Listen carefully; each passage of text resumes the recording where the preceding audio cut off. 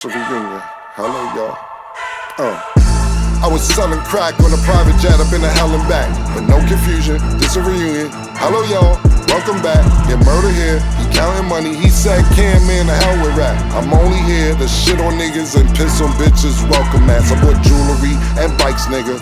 Black Benzes and white Vigors. Now I'm out here and I'm looking for more chandeliers and light fixtures. Nah. I don't like niggas, what's wrong with me? I'm a hype nigga, but this 44 turn to Michael Jordan, I look and say take flight. Welcome back to It Is What It Is. This episode is sponsored by Underdog. The app's an easy way to make some cash just by making picks on your favorite players. Underdog is available in more than 30 states, including California, Texas, and New York, just to name a few. Make sure to support the show by hitting the link in the bio and downloading the Underdog app. Use code MACECAM or STAT to get up to $1,000 in bonus credits with your first deposit and a free pick. I'm Treasure Wilson, aka Stat Baby, along with your hosts, Mase and Cam. Killer, what's good, man? What's good, bro? How you? You all right? Chilling, man. Chilling. What's going on? Chilling. How was... I said chilling. Okay. Yeah, you're aggressive. What's the word Cindy saying? You puffed up today, man. You puffed up. How was Mrs Wallace's funeral, man? Oh, that was a real it was interesting. It was good, but then it was also like heartfelt because while I was sitting there, I was thinking it felt like a end of an era. Right. That's what I was looking at when I was sitting there, just looking at all of the videos, and then people that were there. If you were there and I didn't say hello, it's just because my mind was somewhere else. It was probably some people I should have said hello to, but you know.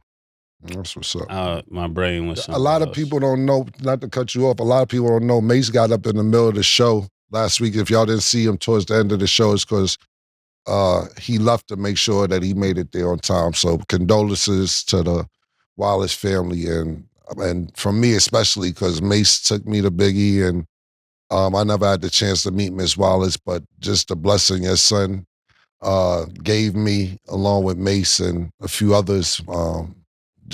Just my condolences, and I can't say I'm sorry more than enough. The one thing I heard you were sitting next to Puff Son and y'all ain't want to sit next to each other. That's what niggas was telling me in the streets. I'm just saying, I wasn't there. I was just wondering. I heard they put y'all by each other and y'all ain't really, the vibe wasn't right. I don't mean to turn a somber situation into... friends like these. No, you know I got niggas watching you wherever you go. I gotta make sure you safe, man. I got eyes on you wherever you know. I got eyes on you, and now you a hot commodity. I gotta make sure you being watched, man. I mean, you know, I saw him. I think we looked at each other, but I don't think he saw me. I would have said what's up. Oh, okay. I mean, if my name was on the list, I'd go visit Puff, you know? No, that's what I was about to. I wasn't going to ask you that, but that's interesting because I didn't know where it was at. Because somebody told me it's like Mason Puff's son names kind of posted sitting next to each other. It wasn't no problem because you could feel it. Pause like, but that's interesting. You would go see Puff? Yeah, I would visit him, make sure he was good, you know. Why didn't you do it when he was out? Why you didn't make sure he was good? Why you make sure he was good when he wasn't in there? Why you waiting until he get in there to make sure he good? These are the times when you need people to check up and make sure you're good, you know. And, that's and not that I condone anything that they're alleging them to have done. Is just until they prove it, you know, you kind of want to make sure that you don't be like one of those people that somebody did good for you. He didn't do all bad. He did some good. So we definitely did some good. We definitely live in a country and society that is not innocent till proven guilty, is guilty till proven innocent. Yeah. So people already ostracize you, put you on the microscope for things that you're accused of, knowing if you're not accused of. Well, but not knowing if you're guilty or not. So I get where you're coming from. And listen, I ain't talking about the tape stuff and all of that. I'm talking about just the musical side, giving me an opportunity. I think as a person of class, you definitely got to show up and sit somewhere in the court if they let you. Nah, I dig that 100%. You think he innocent? I don't know. Who did more for you, Puff or JD?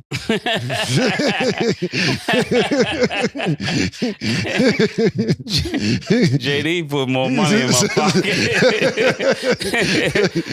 Puff definitely gave me an opportunity. But real quick, but JD put more money in your pocket because you might have been down with Puff, though. Do you think that, or do you think he would have gave it to you anyway? That definitely got something to do with it. That's what's up. We'll see how the trial plays out, man. Yeah, so if they throw my name on a list, I think right now would be a perfect time for me and him to have a conversation. Okay, so Mase, when are you going to do a talk with Flea? Because that's what it's giving. I'm just saying. Listen, I told Mase a while ago he need to do his own show, The Word from Murder. I told him this. Mase listen, you think my stories is crazy? Mase sitting on a vault full of stories, my nigga. And I like when the times like this when he opens up, pause, because he doesn't. It's very rare that he opens up and talks about a few things. I asked Mase about some shit probably about 3 weeks ago, maybe a month ago, about some shit. He said, I gotta wait till I see you to talk about it. I said, we still running. I'm old school. I'm asking some shit about sports. He's talking about, nah, I'll wait till I see you to talk about it. I said, he's still living by some old rules. All right, I dig it. That's cool. Yeah. But yeah, Stat, when he does open up, pause, and talk, people love to hear this stuff, especially me. Because certain things I know, but then certain things I don't know the intricacy of it. I know certain shit. I'll be like, why did that happen? Oh, I went home that night. So yeah, I like to hear it too. Okay, so we're actually going to start by talking about the Pistons. OKC, there's a lot of talk. Why would we talk about the Pistons? They're giving more and more of a stronger case of why we should be talking about them. So on Saturday, the Pistons lost to OKC 113-107. Cade Cunningham got ejected late in the third quarter. The reasoning was for disrespectfully addressing an official with profanity. And then after the free throw for the first tech was shot, Cade continued to use profanity toward the official and received his second tech foul and was ejected. So it comes to a point with all these conversations. People are wondering, when do we discuss the refs' involvement in close cases like these? Because clearly it's an issue. It's frustrating and changing the whole outcome of the game. So Cam, what do you think about just the refs and like kind of the way that they're going about these situations in the game? Pardon me, I was looking at something real quick. Look, the refs we're looking at a lot of different things when it comes from referees. I think, what the fuck, last week, it was 297,000 fouls in one game. They set a record or some crazy shit of the most fouls in a game ever. I'm not telling referees to ignore fouls or ignore calls or anything like this, but sometimes the referees, not just in basketball, in sports period, make it about them. And the fans are not there to see you. And the thing that pisses me off about the NBA more than anything else is that the referees don't call a lot of shit that need to be called. We sat there and watched the game last night. I'm not even going to talk about Detroit and OKC. I know you're making a point about that stat because we're talking about the referees, but let's just go to last night's game, OKC and Milwaukee, which was a really good game as well. The referees were decent, but I seen 14 walks, traveling calls that wasn't called. I seen 17 fouls that wasn't called, and then shit that don't need to be called is being called. I don't understand how it's working. I don't know how it's going, but I know one thing, and I hate to compare commissioners because I think that David Stern was too strict on certain things, and I think that Adam Silver's too lenient on certain things. So where's the median at? And I don't know where to find it at. But yes, a lot of times these referees are making it about them. But forget the game about Saturday. I'd rather talk about last night's game because OKC actually beat Milwaukee. And Milwaukee, one thing about Milwaukee, look, they started off playing like shit the beginning of the season. We didn't know what was going to happen. We was like, Doc Rivers might not have been the best look. We don't know if Damian Lillard should have been there because that's not looking like the best look since they traded for Drew Holiday. Giannis is not being Giannis, et cetera, et cetera. In some type of way, they crawl back into the 4th seed in the Eastern Conference, which they're looking pretty decent. But right now, those people with them abbreviations, O, the K, and the C, are on a rampage. It doesn't matter who it is. It doesn't matter who's on the other side of the ball from Shai Gilgeous-Alexander. You are going to run into problems, and that's exactly what happened again last night. 31 points. They went into Milwaukee, not just beat Milwaukee at their house. They beat Milwaukee in Milwaukee, Mase's second hometown. They went in there and beat the shit out them niggas. And we get there and I sit there and think like, damn, it looked like a time where Giannis was about to be that nigga. It looked like it was about to, after he won that chip, it looked like, he might ring off 3, 4, 5 chips. And it just hasn't been the same. Has personnel been the same? No. Has coaching been the same? No. Has pieces and parts around the team moved? Absolutely, yes. But where does this speak about Milwaukee? Because let's think about this. At the beginning of the season, I didn't necessarily even have them in my top 3. I had Philly, I had Boston, and we had New York. Now, we see the debacle that happened in Philly. They're not looking really that good. But where do we have Milwaukee as fans right now, or analysts, or people who watch the game? Where do you place them? Do you even place them above the Knicks right now? We now are placing them above Boston. Do we place them above Cleveland? We're sitting at 2 Hall of Famers, looking at 2 Hall of Famers talking about the Greek Freak and Damian Lillard. And we sit there and say, it's Phoenix. I don't know if we talk about them today or not, but if we do, we do. But Phoenix just looks like somebody who had to eat their homework in front of their teacher or something. They look like they're very disinterested and don't want to play basketball. It's looking like they're rushing to get the season over.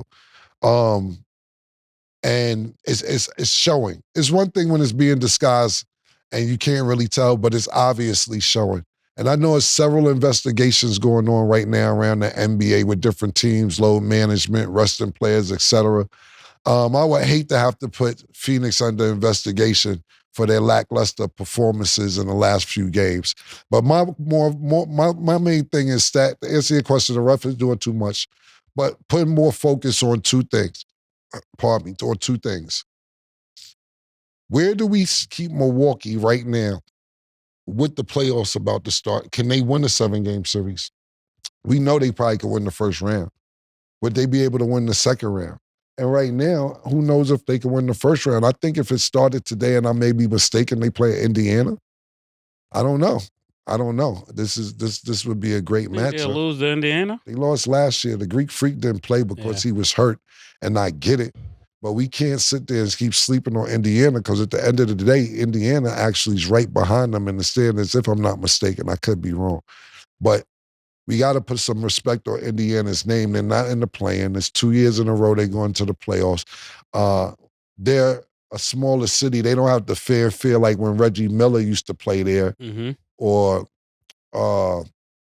Chuck Persons, or the people who used to have those type of names. Jalen Rose, the 2 McKinney, what was the 2? The brothers. They, like Rick Smits, you know what I'm saying? They don't have that, but they have something that's keeping them afloat, not even to leak into the play-in. So where are we keeping Milwaukee? And right now, the way OKC looking, it's just looking dangerous. Mase wasn't here, but I was saying that my only concern with OKC was looking at how they were playing a 7-game series. And they played, I don't know if it was Minnesota or Denver last week, back-to-back, 2 days in a row. And they beat them back-to-back. It was Denver. They beat them back-to-back games. And I'm like, we looking at a 7-game series. They looking dangerous. They're young. Confident about that now that they won 2 games? No, I'm not confident actually about it, Mase, but I'm just observing what I see. I'm just making sure. No, it's not a problem. I would love for you to make sure. That you're standing on No, SGA. I'm standing on statistics. They're Okay. number one in defensive percentage. They're number one in guarding the 3-point. They're the second youngest team in the NBA right now. SGA is leading the league in scoring. I'm paying attention to what's going on. Do I trust them in the 7-game series? Not until I see them in the 7-game series. They lost in the second round last year, and they finished in first place last year. They're going to finish in first place again this year. Are they going to win? Are they going to be able to get past the second round? And that's my question. That was a good take. I got the Knicks tied with Milwaukee for third in the East for all of the Knicks fans, so you don't have to get your panties in a bunch. We putting the Knicks right there with Milwaukee. They're tied for third. With the refs, I think they're getting paid too much. I think the increase of pay is where all of this is coming from. I'm not pocket watching, but they say that the really good refs, they make anywhere from $180,000 to $500,000 a year, and then they're making about 20 or so in a playoff game, or even more than that. And they getting money. You know how when people start getting money, they start feeling themselves. They calling stuff like they want to call it because they got paper. Right. That's what it feels like to me. Pause. Definitely that. Because the things they're calling doesn't make any sense. The stuff they're calling too much. It used to be when two competitive teams play, the coach normally will the ref will go at half court and tell them, I'm going to let you guys play. Or if it's an important game, I'm going to let y'all win it. It don't seem like they're letting them win it. It seems like the refs are winning the games. And, and you guys was talking about Kansas City all year, so I would figure one of y'all would have brought that up. Because they're doing it in the NBA. Okay. I just have a follow-up question. Yeah. That's your team. So JB Bickerstaff went viral basically in the post-game presser talking about the refs because y'all could tell he was fired up and frustrated. He was going like this. He was like, I was disgusted with the way the game was officiated. The level of disrespect was above and beyond. So basically when hearing that and then seeing how Cade Cunningham couldn't even be vocal to the refs or kind of question the calls that they were making. Have you ever been, Mase, in a situation where you felt disrespected by either a coach or an authoritative figure or somebody kind of above you? And how did you kind of handle that? Because in these situations, literally, what are the players supposed to do? When you're disrespected by somebody above you, that's a hard place to be in because it doesn't have to change. So that's gonna be a real trying time for you to show your self-control or your composure, because changes don't get made from the bottom. They get made from the top. So even though people like to say revolution and all that, revolution can be stopped. Okay. And then, Cade, what do you think? The exact question? Yeah, basically, have you ever been disrespected by an authoritative figure or a coach or somebody in that realm? And then how did you handle that situation? Yeah, absolutely. I've been disrespected by a person in a higher position, whether probably coaches or I can't think, but I know it's happened. I ain't really had no jobs for a nigga to boss to tell me what to do. I'm trying to think of somebody, my uncle or somebody in front of people. I'm trying to think. Look, I'm being honest with you.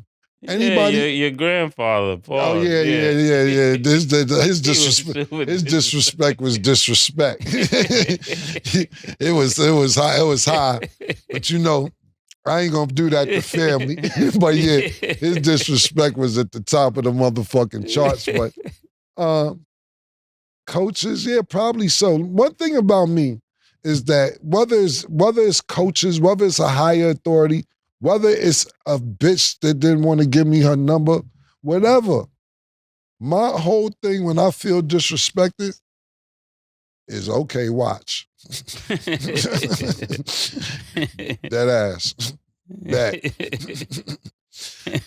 That's it. I got one word. Bet. Valid. Note to self. Scary. Note to self. Yeah. Word, nigga. Bet. I remember, I swear to God, man, I was in school stat.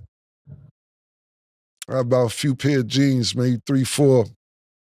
And I ain't used to wash my jeans all the time. These girls from Brooklyn used to be in our school. They had like a little crew. Pache. What was the fucking them bitches' name? Pache, whatever them random bitches in Brooklyn. Aisha. Yeah. Yeah, I know. The Brooklyn crew, they little dancers and shit.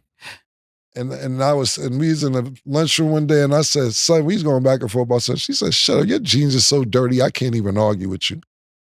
I was like, that was crazy. I was like, yeah. I'm a Brooklyn chick, too. Yeah, it was Brooklyn. I said, bitch, I'm on my DOS effect shit. Fuck is you talking about? Your gangster rap outfit. But the more the story is, you see, I'm talking about some shit that's over 30 years ago. You still remember it. I'm looking for. I haven't seen it since I've been on. I've been waiting to see outside the barricades. Yo, kid, I've been waiting for one of these. Her name was Pasha, I think. Yeah. You know what I'm talking about. Yeah, man. But said, shut up, I can't even argue. Your jeans are so filthy. I felt like shit. But I said, put you right on the list. Sure look back. Crazy. So, okay. I tell you, that's my mind state when I feel disrespected to where we can't do nothing violent. You have to just accept it and eat it. My whole attitude has always been, all right. Yeah, and let it motivate you. Yeah, exactly. Exactly. Motivation. Okay, so before being ejected in that game, Cade Cunningham had 11 points. Tonight, the Pistons will play the Pelicans. Underdog has Cade at 27.5 points. Do you have him higher or lower, Mase? 27.5 points. No rebounds and assists? Just points. I'm going higher. It's the Pelicans. I'm throwing disrespect their way. Nah, I'm just playing. Nah, but I'm definitely going higher. Okay. I'm throwing disrespect their way. Them niggas is eliminated from the playoffs. They're not even in the playoffs right now. Only reason I would say I'm going to go lower is because I don't think that everybody's going to play for the Pelicans, and I don't think it'll be a close game. Pelicans don't need this. They're already eliminated. It's a position game, absolutely. Pause for the Detroit Pistons, but I don't think it'll be close, and I don't think the Cade have to do that much work. That's the only reason I'm going to go low. Got you. And then Zion's at 34.5 points, rebounds, and assists. Do you have him higher? Lower. I can't trust him to play. And all that. And let me tell you guys, our Underdog family and fans and people, make sure you download the app, subscribe to the Underdog app, and make sure you go use code CAM, STAT, Mase, etc. But let me explain something to you. If Zion plays 2 minutes and doesn't score and doesn't get back in the game, it's lower, all right? I'm just going to explain that to the audience. Same way 2 years ago when we asked the first game of the season if Aaron Rodgers was going to have 196 yards and he got hurt on the first play. Nigga had -3. You lose. Take my word. You could use code CAM, Mase, or STAT. Use the codes, though. Zion's going to be lower because I have no faith that he's playing. It doesn't make sense for him to play unless he's just getting in shape. And even if he does play, he's not going to play a full game because they're not even going to make it to the play-in. That's crazy, killer. I'm going lower actually too. How's it crazy when we pick the same thing? Cause you threw disrespect his way. Zion ain't do nothing to you. No, I threw disrespect the Pelicans' way. Okay. No disrespect to Zion neither. But the Pelicans, they're a mess. It's a damn mess over there. Look, this is one of the organizations that we thought would be all right. Now, look, do they got bad luck? Yeah, Zion's always hurt. Ingram got out of there. Murray got over there. Murray's hurt. CJ McCullough, he's playing decent, but he's a shell of what he used to be in Portland. They're not having the success that we thought they were had, and they had some decent pieces. But year after year, it just seems to fall apart. I think all this goes back to when they didn't let Chris Paul go to the Lakers. Possibly. So there's a lot of teams in real sticky situations, and right now we're going to talk about the Mavs because they could be forced to forfeit NBA games amid injuries and salary cap rules. So according to NBA rules, the team must list a minimum of 12 active players for each game with no fewer than 8 players sitting on the bench in a uniform. Dallas is down to 8 healthy players, so the Sixers and the Mavs have the largest injury reports in the NBA as a whole. So Mase, what's your opinion specifically on the Mavs for the trajectory of their season and basically just all these injuries. Because, we're talking about this team has injuries, this team does, but they clearly have a problem that's bigger than just that. No, I actually think this is a wonderful time for the Dallas Mavericks because they got a few guards that was sitting behind Luka and Kyrie that never was getting in the game that could actually play. And I think this is the opportunity for them to prove that. They have, I think, one of the guards that came probably fresh out of high school or at least 1 year in college that was supposed to be one of those guys. And, shout out to him and his family. I think his last name is Smart or something like that. And he was balling. He was balling, before he got to the Mavs. So this is a perfect opportunity. You don't wish that your teammate get hurt, but this is definitely one of those opportunities where you get to showcase what you can do and maybe move to another team. This is preposterous. It's actually fucking preposterous. One more time, what's this still today, man? Fucking 6,000 talent ties be jumping, man. These shits got a life of their own. They start costing more than 5,000 for the tie murder.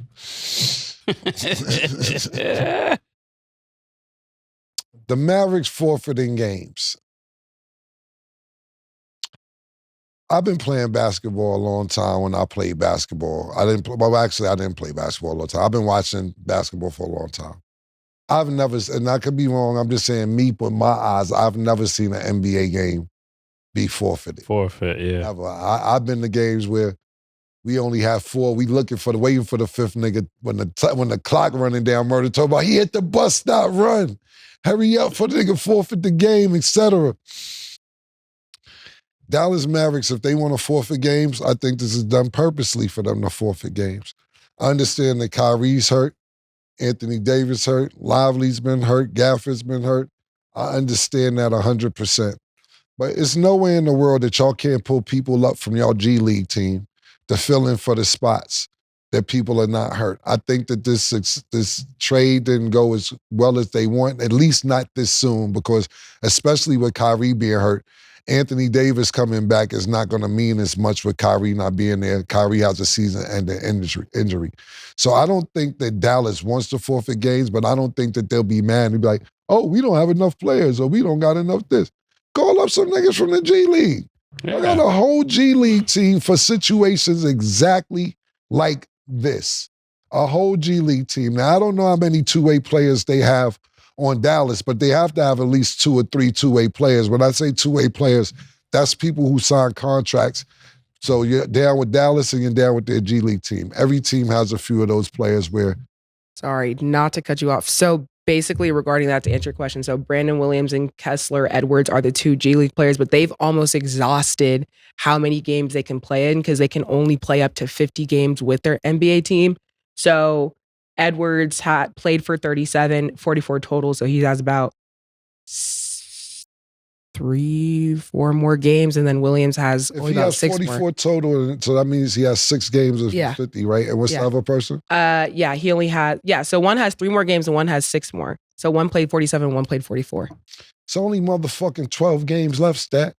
It's 12 games left. What is it with 33 and 36 is 69, right? Well, so 47 total. So even though he sat for them, you can only be in 50 games total. Yeah, you don't really have to get in the game. They could put us on the team. Yeah, and Murder, what I'm saying is this, right? Absolutely. Sell tickets. We're going to sell tickets. I totally agree with that. But what I'm saying is this, I'm looking at here just doing some simple math. It's 69 games played for Dallas. It's 82 games. Figure it out the last 13 games, all right? Come on now. Figure it out. Jason Kidd, throw a jersey on. Yeah. Sham, throw a jersey on if need be. Jim Jackson is in the arena. With Jim Jackson in the game, man. Michael Parsons. Dak Prescott. Go get somebody to finish out these 13 games, man. And that's that. Because I tell you one thing, I know what's on my calendar. April 2nd. When Luka get back to that motherfucker arena in Dallas, it is going to be a fucking zoo in there. Don't talk about your forfeited that motherfucking day. Don't talk about, oh, it's a forfeit when That Luka would got be it. the day they try to forfeit. Yeah, April 2nd, do not, because that's been on my calendar since the trade. Do not forfeit on April 2nd. You better figure it out, Nico and Michael Finley. You better figure it the fuck out. And the player name, when I messed it up, it was not Smart, it's Hardy. Jaden Hardy. Jaden Hardy. Yeah. And then speaking of Nico, so after losing to the Sixers, PJ Washington spoke in a post-game presser saying, at the end of the day, the trade has happened, obviously talking about Luka. All the fire Nico stuff, we're sick and tired of hearing it. We just want to go out there and play. We need the fans to support us no matter who's on the floor. That's just how I feel about it. So Mase, how do you feel about what PJ Washington had to say? Then what do you think their GM situation is going to be? Because nah, you can't say that, PJ Washington. You can, but it doesn't make sense. Like, people tell me my takes don't make sense. That definitely doesn't make sense. Like, you can't tell people how to feel when you trade off the best player on the team. That makes no sense. If we woke up in Chicago and you said, hey, they traded Michael Jordan, you'll be like, for who? Like, that's how it looks when you say you traded Luka. No matter what you got, and then if that player you bring in get hurt within a week or 2 weeks' time, it definitely looked like a bad trade. Remember, I tell you, you don't have to like what I'm saying, but time will tell you if what I'm saying is true. So as time goes on, it looks like that was the worst decision you could have made. So you can't tell people to get over what you've done. That's called, I'm not calling you narcissistic, but that's one of those things that is a trait of narcissism. Like, you hurt people and then tell them get over it. You can't tell people when they get over stuff that you've done to them. Well, one thing I do is I actually do that. I might be narcissist because I definitely tell you, get over it and move on. There's no reason to still be sitting here crying about what I did last week. Move I set on. you up for that because I knew you was going to. Yeah, well, thank you, because it's the truth. I can't deal with shit when people be crying. And to me, and I know I have a problem with that. I know I have a problem with that because sometimes people be upset and crying, and I'll be like, "This is not. No, I even died. Like, like, what are you crying for?" And but I can't make my shell their shell, like, because yeah, you're right. And I have a real. I ain't gonna lie to you. Like, all jokes aside, I have a real hard time with that. Making my feelings have to be somebody else's feelings. Like, yo, my nigga, okay, I said your mother used to get high. She did. She's better now. She went to Phoenix House. She's a better person. You get over that, man. We was snapping. We both said a bunch of shit that we didn't want to do, that we didn't want to say. And then when shit go left, it's I'm a bad person, but you don't remember what you told me. Whatever. Stat, bail him out. Stat. I don't need no kind of bail. like empathy. He feels how he feels. Like, I can't change that. I don't need no bail. I'll keep it 100. I'm going to trial. Keep me into the trial, nigga. I'm just saying, at least, like, one thing for sure, two things for certain. At least I'm admitting I have a problem.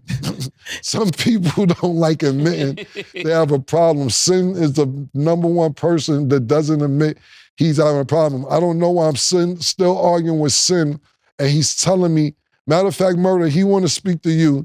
I'm going to let him speak to you because he's telling me, I'm going to see if he answers. We're going to do a live because he thinks you tell me stuff when I say the same exact answer. He said y'all niggas can't think that much alike. That's why he said it was something that going on. If he pick up now, I'm going to let him do it right now because if I say it on the show, you're going to say, I told you already. If you don't pick up, I'm going to say it anyway. There you go. Yeah. Yo, I sound like you in the gym. We got exactly 90 seconds, and we on the air. Ask Murder the question you wanted that you asked me yesterday about basketball and learning stuff. And learning. When we was talking about who invented shit, go ahead. You got 90 seconds. It's got to be quick. We live. Murder's listening. Mase is listening. Okay. Let me ask you this, Murder. When did you learn to pick and roll? At what age was you? Had to be like middle school. So you Ninth knew what the grade? pick and roll before John Stockton and Karl Malone made it hot? Yes. Who Basics. taught you that? How would they teach you that? What?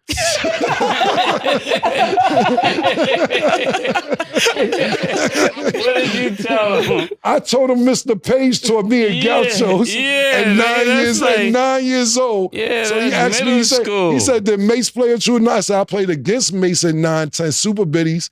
I don't know if Thurman with them was doing pick and roll, but Mr. Page and Dave and them was teaching us pick That's and roll. middle school. But the nigga, I learned this is super You should biddies. have not gotten to 9th grade and not no pick and roll. He's talking about it ain't come out to call. Let me ask you something, because I know how y'all two do. So you mean to tell me he said middle school all by himself? First of all, I'm be honest with you. I think Mase is bugging because I think it's before middle school. My personal opinion, if you play super biddies at 9, 10, 11 years old, at least in Gauchos and Riverside, they teaching you pick and roll. Young Life was a little more freestyle. Middle school is seventh grade, 6th grade. That's 12 years old. But you was playing when you was 10 years old. So hold on. You said you learned it at 8 and 9 years old, Cam. I did. Yeah, but Young Life was more one-on-one. Yeah, so Mase played with they just was. Ain't no pick and roll. Yeah, nigga. Young Life, this ice nigga. cream, move out the way. This nigga. Get out the way. Yeah. One more question. Even though Tex Winters invented the triangle offense, y'all didn't know what it was until Phil Jackson made it hot. No. I told him this, Murder. I said, you're right. And the same thing with the pick and roll. John Stockton and Karl Malone made it hot and made it popular. Same thing with Phil Jackson. He made it hot and made it popular. But that don't mean when Tex Winters invented the pick and roll, the triangle offense in 1940 to 1990s or 80s when Phil Jackson was using it, that doesn't mean it wasn't used in between. It just means that Phil Jackson made it popular. Somebody in Texas, Arcana could have used it. Nebraska could have used it. Michigan. What I'm asking you is, how did your coach Page know who invented the pick and roll? How did he know him? Mr. Page was 100 years old when I was 9, nigga. What the fuck is you talking about, yo? So they was cool when he told him the secret? How would he know? There was no internet. I'm done. If Mase, you want to continue this, I just want Mase answered your question. All right. He said middle school. I think y'all had a conversation, but I'm gonna let it go. Because he wasn't gonna say middle school. You was probably looking at him a funny way, right? No. Status right here. Status in there looking blank. She says no. But the fact that you think that John Stockton and Karl Malone invented the pick and roll is preposterous. You have a good evening. Yeah, that's crazy. Yeah. And he's like, I want to speak to Mase. Mase, and you better not tell him nothing when we speak to him. I said, all right, fine if you want, bro. Mase learned to pick and roll before John Stockton and Karl Malone came around, man. Gotta love talking. Where does he get this information from? This is crazy. Like, I'm telling them that's like 6th, 7th, 8th grade. You should not be in the 9th grade and don't know the pick and roll. Exactly. You talking about if you ain't see it from John Stockton and Karl Malone, you know. Sin, we actually played basketball, my nigga. Did they perfect it and make it probably the best niggas to ever use it? Yes. But I sent them a clip from 1979 when Dow Dawkins did the shit. He talking about it's sloppy. Yo, it's the pick and roll, bro. Yeah, he stands on that and never changes his mind either. So it's like you're arguing with the wall. Like, yeah, he doesn't take accountability or nothing. Oh gosh, y'all. We're gonna go to break. When we return, we will discuss the team who snapped the Cavs' winning streak. Don't go anywhere.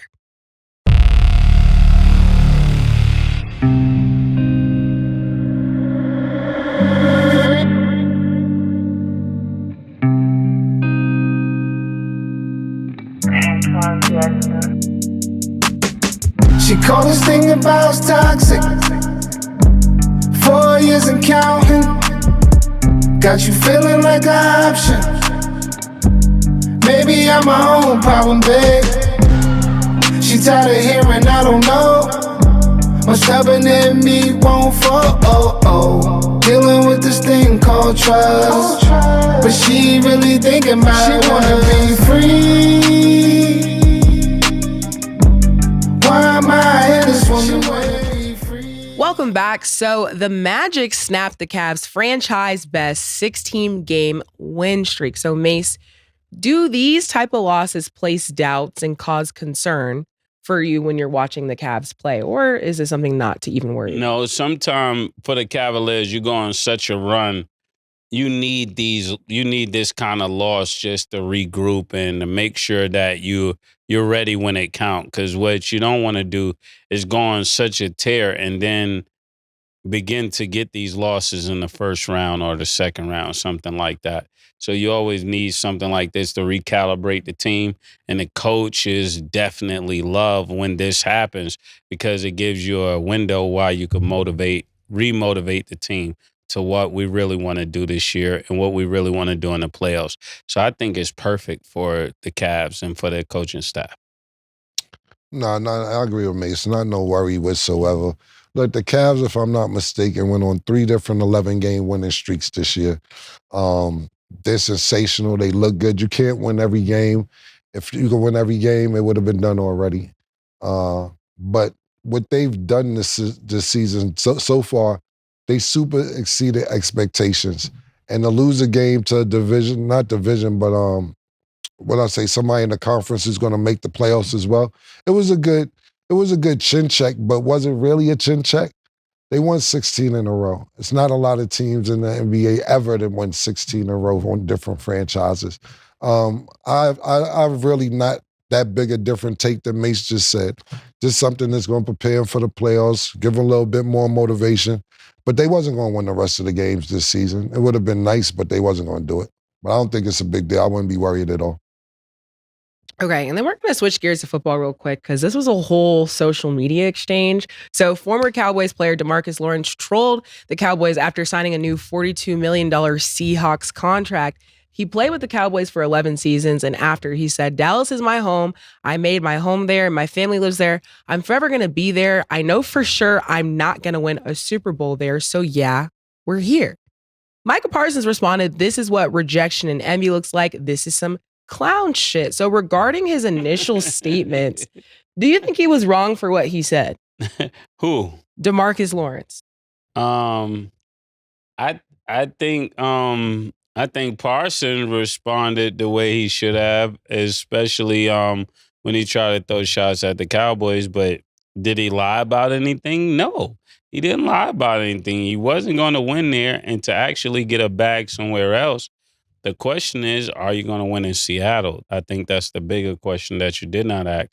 But, how do I feel about it? I don't feel no way about anything coming from the Cowboys. Pause. Anything dealing with the Cowboys, I'm with Killer on that. It's nothing to talk about the Cowboys. We don't have Michael Irvin here. Why are we talking about them? I totally agree with Mase. Look, point being is this. If he gonna get paid more money in Seattle, basically what you saying, right, Stat? He got paid more money? I don't know if it's necessarily more, but it's just, different. He'd been there 11 seasons. If he's been in 11 seasons, trust me, at the end of the day, it's 2 things. Your family is there, your community is there, you know everything, your restaurants, where you want to eat, etc.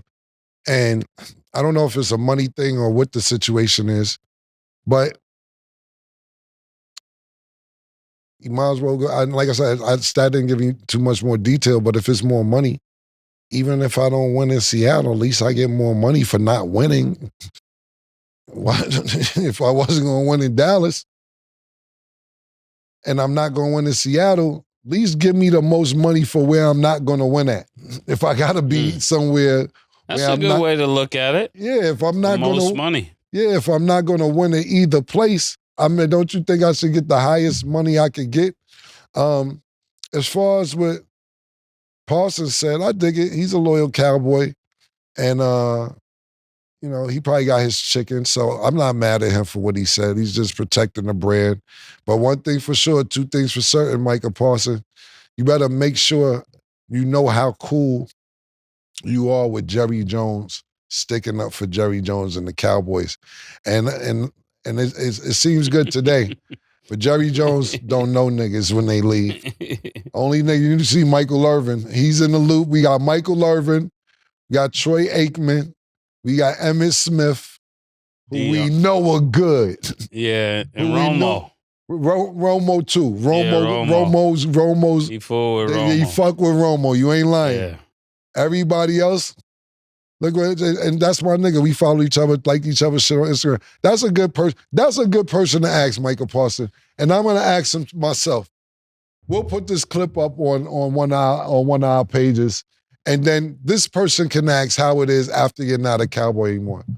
Des Bryant, how does the Cowboy organization treat you now that you're not a Cowboy anymore? And you play exceptionally well for them when you were playing for them. You didn't win the Super Bowl, but I thought you had an outstanding career with the Cowboys. How are you treated? And not talking about when you come to the arena once in a while, like, oh, Des, I'm talking about when you're trying to get through for that one call, like, yo, my nigga, I need a little favor. Do they picking that call up for you?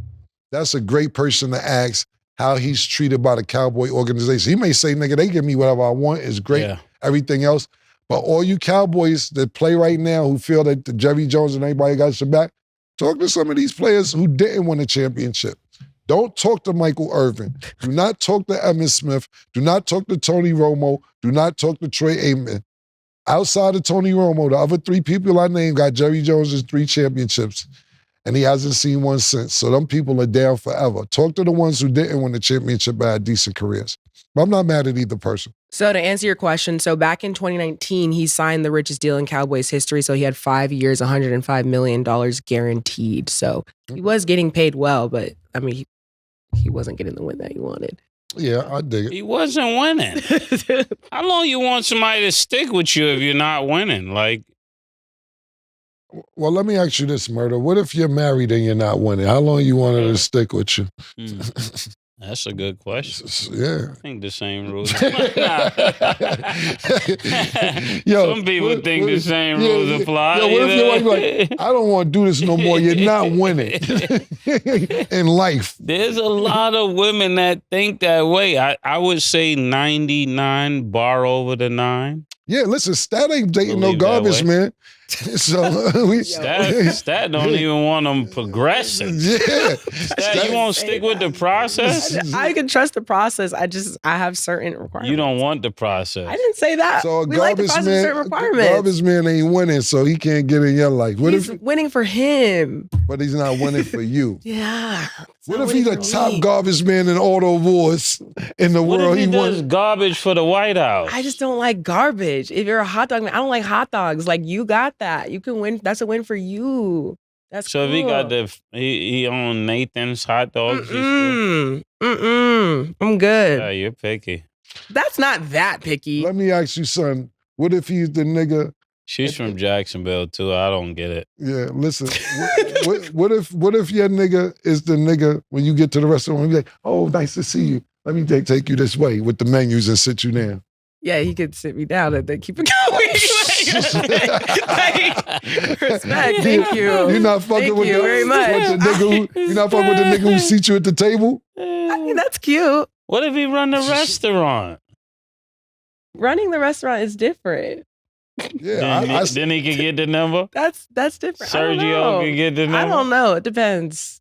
She said running the restaurant is different. Running a restaurant is not the nigga that take you to your seat. Is basically what she's saying. Yeah.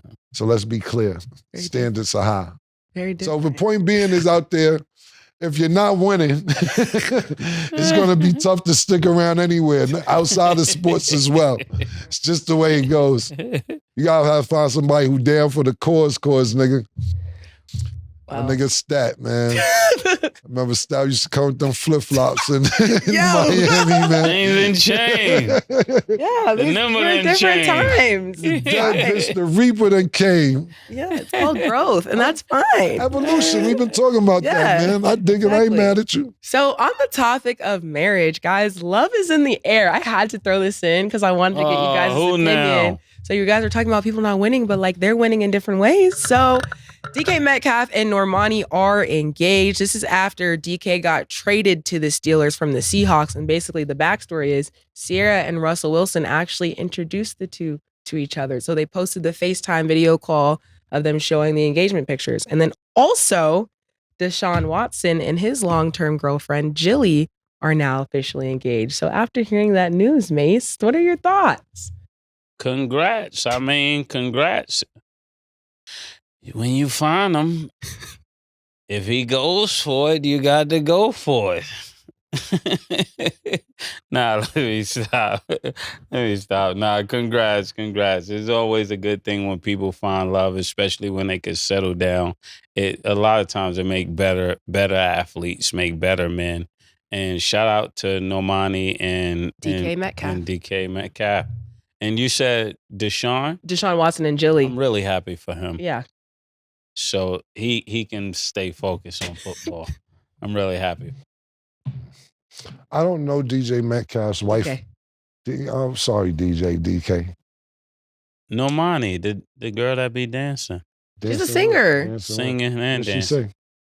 Y'all couldn't even, one of y'all can't even tell me. Harmony, and then she like What's separated and did her own she thing. sang? She had the black on when she was doing that. All I asked y'all doing all this shit. Both of y'all doing this shit. What song do she sing? Because I should know a song. If y'all both know, y'all doing it. How do you not know, man? Don't know another brown skin sister first? that dances. See, but let me tell you something, America. No, she's fire, killer. It's just before after our time. I'm in the loop sometime. What that means? What I'm trying to tell you, America, is this. I'm not acting like I know people that like they acting like they niggas doing all this. I said, what she sing? Nigga said this shit right here. I said, nigga said she sing this. What the fuck is that? Now niggas Googling her name. Nah, because even if I tried to show y'all would not even know the song. How you know that? Because you wouldn't. It's like pop, like. Now I gotta go to Murder Voice. Yeah. How you know what was the word he told me? Narcissism? No. How you gonna tell me how to feel? No. How you know what I can relate to? Oh. Because I know y'all can't. Talk to this. That's crazy. You don't know what I can relate to, Stack. You can't. They were a girl. She was in Fifth Harmony and then she went off and did her own thing. But you didn't know this song, Because I can't name her separate songs, but I know the group songs. You don't know Waves? You sing it. Yeah. I call both of them slipping. They talk about DK Metcalf wife. At least I'm honest enough to know I don't know who she is. Listen, congratulations. But I knew the moves. Pause. I did know the moves. I ain't saying you didn't, but I can't, this ain't charades. I can't get off of that. Pause. Look, DK Metcalf, I will say congratulations. And to Deshaun Watson, I'll say congratulations too. Jilly must give a hell of a hand job because we know what you went to, man. Our hands must be quick and precise, little them little hand jobs, man. You found you a hand job specialist, huh? Congratulations, man. I'm happy for you. You ain't got to keep going out there. Got that massage right. All jokes aside, I love a good marriage story, so I'm happy for both of them. That's what I said. Is Jilly a singer? No, she's like an influencer, like workout girl. She do hair job. I'm happy for y'all. Let me ask you something, yo, real quick, because I know we run out of time. What the fuck is an influencer if they not really influencing anybody? Where does this word come from? I'm an influencer. What does she influence people to do? I know what you're saying, Stat, because you're technically an influencer too. What is the influence that you get people to do? What do you influence? You get other people to buy products that you have put out to show them. So like her being a workout influencer, if she puts on a nice set or like has the thing, like people are gonna buy it because it's like, okay, I'm gonna look like that. So that make you a salesperson. Is that the new word for it? Influencer? Yeah, I like salesperson. Salesperson. It's not the same thing though. You're an influencer. You're on the floor. Fun. No. So if you're influencing something to buy something, that's what you're saying, right? Yeah. So you're selling it. So if you're not a salesperson, you're actually the person that they're using to sell something. So you use the word influencer, but actually they influenced you to sell their stuff. So who was influenced? So you've been influenced. Yeah. You're influenced. You're not an influenced, sir. You've been influenced to sell stuff for the people that's actually selling the stuff. So you've been influenced. Yeah. I'm lost. You're lost? That's the thing, yeah. So you're an influencer for Jordan Brand? Yeah. Jordan Brand influenced you to sell their product and told you was an influencer. Jordan. Well, you're influencing other people to buy the product, yes. But yes, that's like the what nice he's saying is term. Jordan influenced you well, to you make the use your decision. influence to work for But them. you also make the decision to be in it. You don't have to. Like, I've declined. I'm like, But you wouldn't say no to Jordan. That's why he said they influenced you. Well, I like Jordan's products. And listen, we're just using advice, but what we're trying to tell all the influencers, listen, first and foremost, I'm happy y'all found the gig out there, man. That's what it's really about, finding a way not to get out there doing anything illegal, anything you don't want to do, Scratch Survivor. But you really been influenced for what me and Murder has just talked out because niggas said, I know what. Let's just leave Stat and Jordan out of it. Let's just pick Doritos. Yeah. Nigga be like, yo, let's get a fat nigga to eat Doritos and make him look delicious, lick his fingers and tell him he's an influencer. But we actually influence him to tell him to sell the Doritos.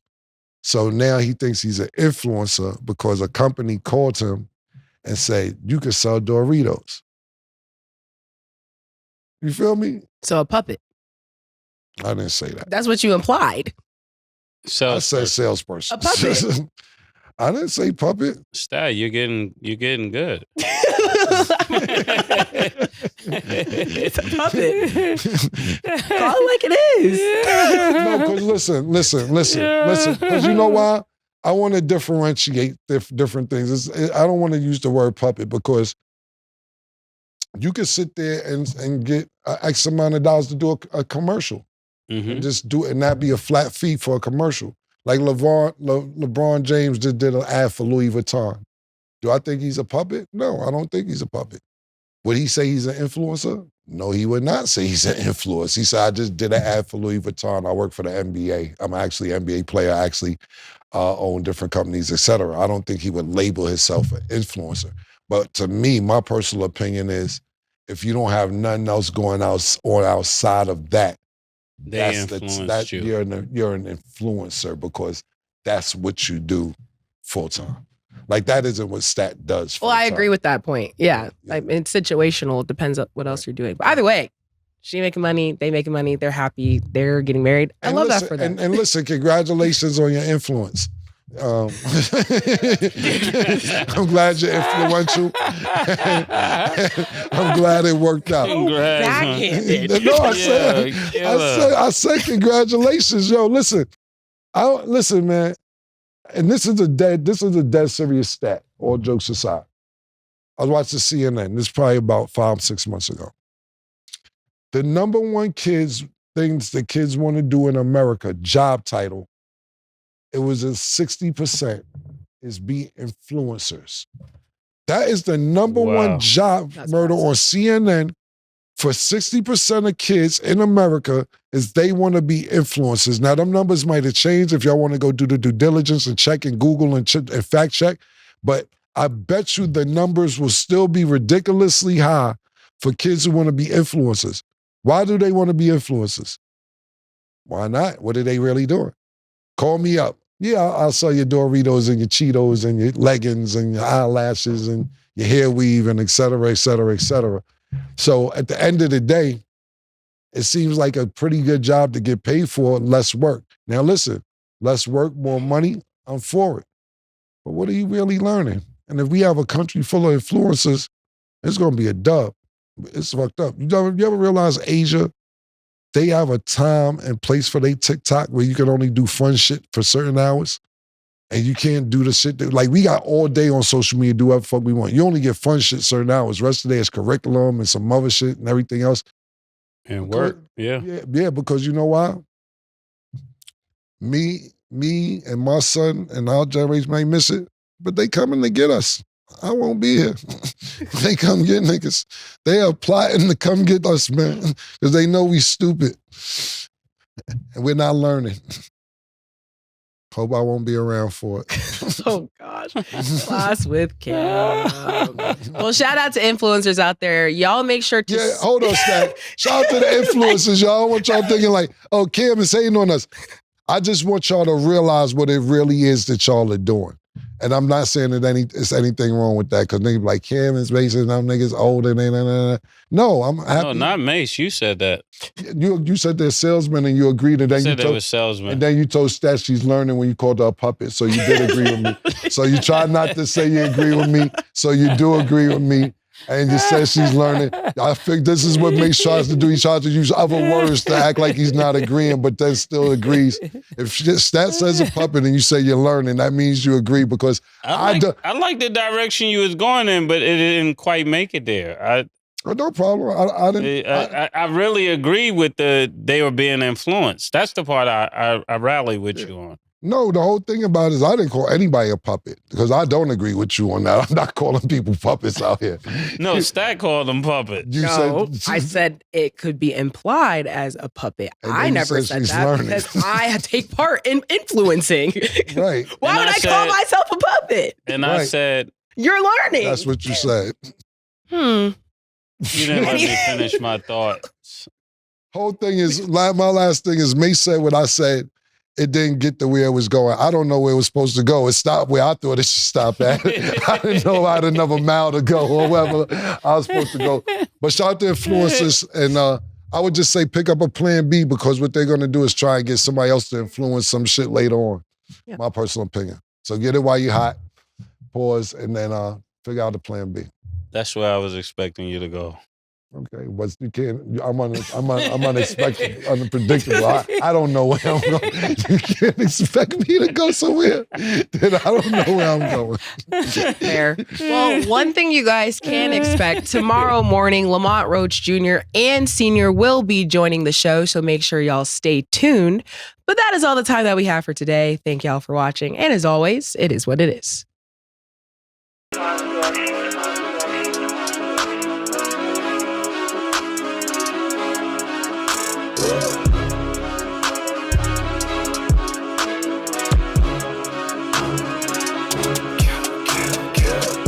What you want, nigga? Everything, nigga, super size. Two big necks, like when they doing them 2 for $5.